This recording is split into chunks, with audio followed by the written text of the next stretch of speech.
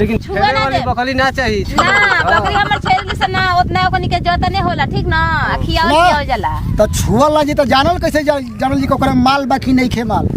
हमनी के चाहिए बकरिया में ना हमनो के बेचे के जब बा ओह नो माल देखबा बकरी के अरे ओकरा में हमनी के काटल जाई तो पीस बने के ना चाहिए आंख से देखबा तो बकरी दियाई तेरा के छुए के बकरी ना अच्छा चलो पहले बकरी और चलब कि हम के जाएंगे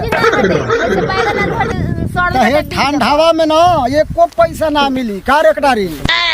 कितना लगू बोलो क्या बोलते रहो अरे ठीक कहता बकरिया के बकरिया के बचनिया के कहता बियाल वाली से पटिया दूध पिए के बुखार भइल बा टाइफाइड तो सेट धर ले तनी ढंग से बतियाओ जा ठीक ना ना तो दोनों अखिया काट लेम ना दोनों जना के तो फिर आंधरे बन के जाए के पड़ी जैसे सिवान में कोई नहीं तो इधर सगरो कुहिला पड़ल बा बकरिया के छोड़ के बल्कि करे खरीद ले हम तू